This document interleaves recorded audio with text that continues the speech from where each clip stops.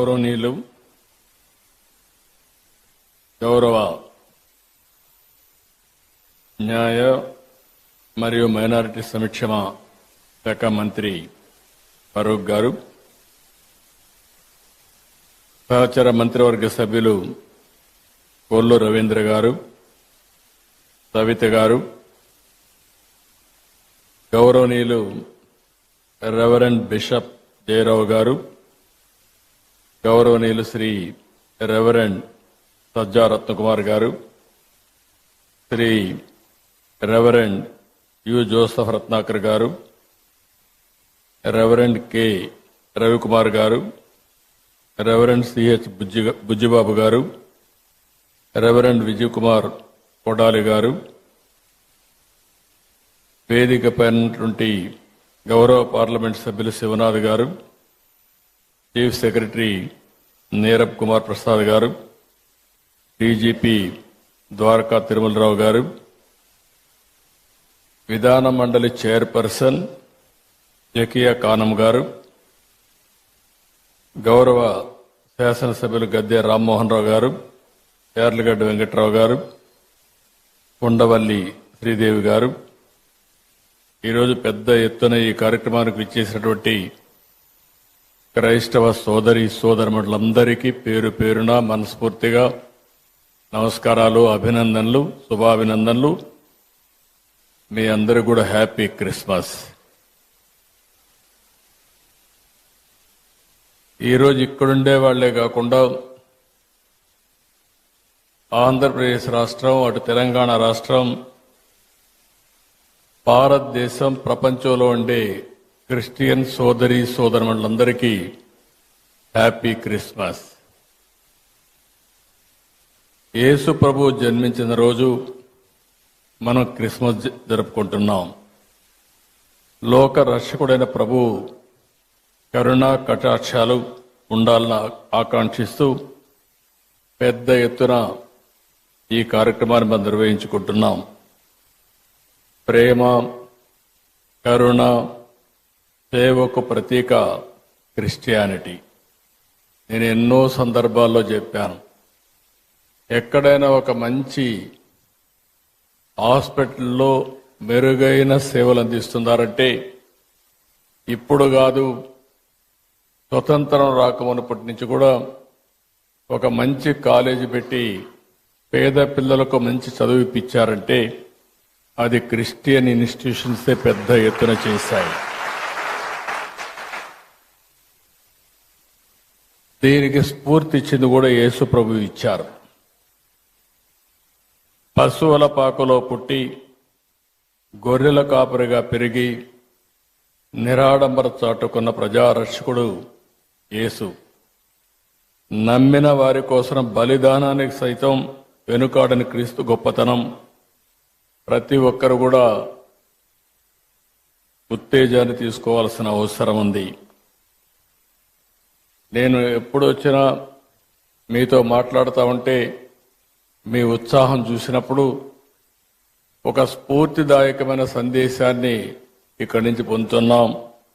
ఎల్లప్పుడూ కూడా మనందరం ప్రభు త్యాగాన్ని స్మరించుకోవాలి, శాంతి మార్గాన్ని అనుసరించాలి, ప్రేమతత్వాన్ని పెంచుకోవాలి, ఈర్ష్య ద్వేషాలు పరారదొలాలి, అబద్ధం, లంచం వంటి పాపాలకు దూరంగా ఉండాలి.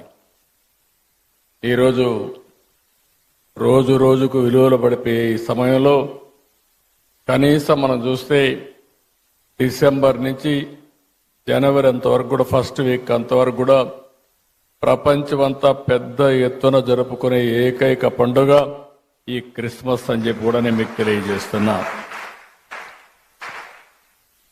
అందుకనే నేను కూడా మీరు ఒకసారి చూస్తే ఇప్పుడే కాదు, మొట్టమొదటిసారిగా నేను సమైక్య ఆంధ్రప్రదేశ్లో ముఖ్యమంత్రిగా ఉన్నప్పుడు గవర్నమెంట్ తరపున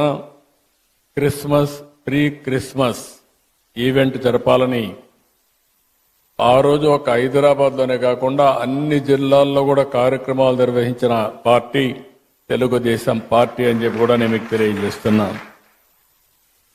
ఎప్పుడు కూడా నేను ఒకటే ఆలోచిస్తాను, మైనారిటీ వర్గాల సమిక్షేమానికి భద్రతకు ఎప్పుడూ నేను అండగా ఉంటాను.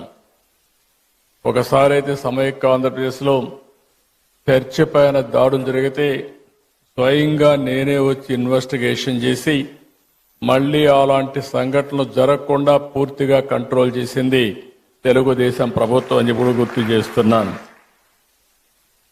ఇంకొక పక్క విభజన తర్వాత కూడా మీరు ఒకసారి చూస్తే ఏదైతే క్రిస్టియన్స్ కోసం సంక్షేమం కోసం ఎక్కువ ప్రాధాన్యత ఇచ్చాం, చర్చల నిర్మాణానికి ఆర్థిక సహాయం చేశాం.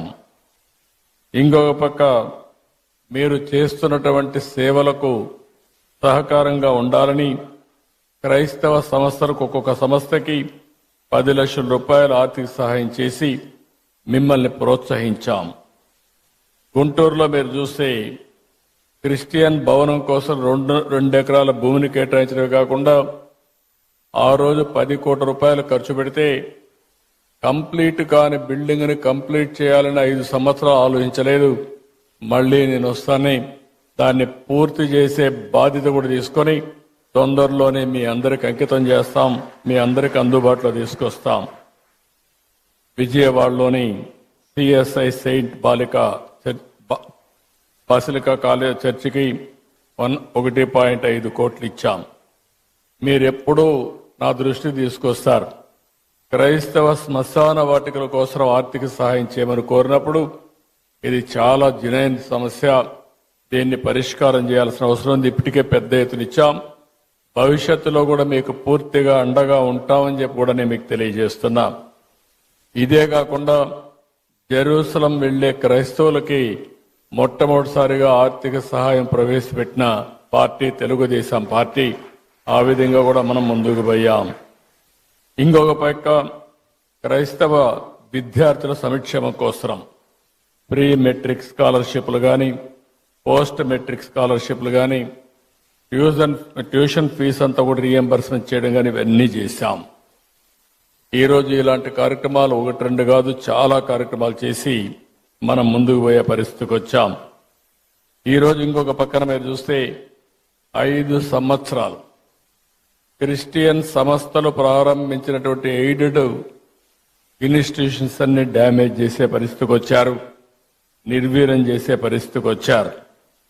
ఈరోజు మా పార్టీ మనందరి నాయకుడు తెలుగుదేశం పార్టీ అధినేత ఎన్టీ రామారావు గారు కూడా ఏసీ కాలేజీలో చదువుకున్న విషయం మనం మర్చిపోలేం. ఆయన విజయవాడలో ఉండి గుంటూరుకు చదువుకున్నాడంటే అలాంటి స్టాండర్డ్స్ అన్ని కూడా ఆ రోజుట్లోనే ఇవ్వగలిగారు. అది వీరి యొక్క విశిష్టత అని చెప్పి కూడా నేను మీకు తెలియజేస్తున్నా. ఇప్పుడే చాలా మంది మాట్లాడారు. గడచిన 5 సంవత్సరాలుగా రాష్ట్రంలో మనం చూస్తే ఇది సందర్భం కాకపోయినా చెడును ఒకసారి ఆలోచించుకుని మళ్లీ చెడును జరగకుండా అందరికీ న్యాయం చేసే విధంగా ఈ ఎన్డీఏ ప్రభుత్వం, తెలుగుదేశం ప్రభుత్వం ముందుకు పోతామని మీ అందరికీ హామీ ఇస్తున్నా. ఎక్కడ ఏమాత్రం కూడా రాజీ లేకుండా పనిచేస్తాం. ఒక్క విషయం మనం గుర్తుపెట్టుకోవాల్సిన అవసరం ఉంది. God will never leave you empty. He will replace everything you lost. If He asks you to put something down, it is because He wants you to pick up something greater. అది మనం చూసినప్పుడు ఇది తప్పకుండా జరుగుతుంది. పేదల పట్ల, ధర్మాన్ని నమ్మిన వారి పట్ల దేవుడు ఎల్లప్పుడూ అండగా ఉంటాడు. మా ప్రభుత్వం ఒకటే చెప్తున్నాం, క్రిస్టియన్స్ కి పూర్తిగా అండగా ఉంటామని మనస్ఫూర్తిగా మీ అందరికీ భరోసా ఇస్తున్నాను. ఇప్పటికీ సంక్షేమ కార్యక్రమాల్లో ఏ విధంగా చేయాలనో ఇంత మునిపే పెద్దలందరూ మాట్లాడారు. ఆర్థిక సమస్యలు ఉన్నాయి, లెగసీ ప్రాబ్లమ్స్ వెంటాడుతున్నాయి. నేను 4వసారి ముఖ్యమంత్రి. 3 సార్లు నాకు ఎప్పుడు ఇంత కష్టం అనిపించలేదు. ఇప్పుడు నాకే అర్థం కావడం, ఎంత తొవ్వితే అంత బాధలన్నీ బయట వస్తున్నాయి. ఒక పక్క మనసు ఉంది, దూసుకుపోవాలనే మనస్తత్వం ఉంది.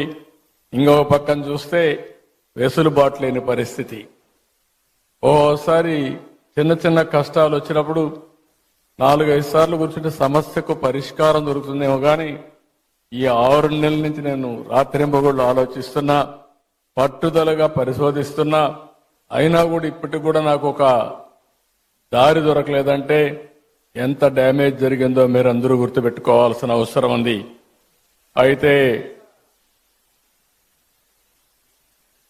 కానీ నాకు ఒక బాధ్యత మీరందరూ ఇచ్చారు.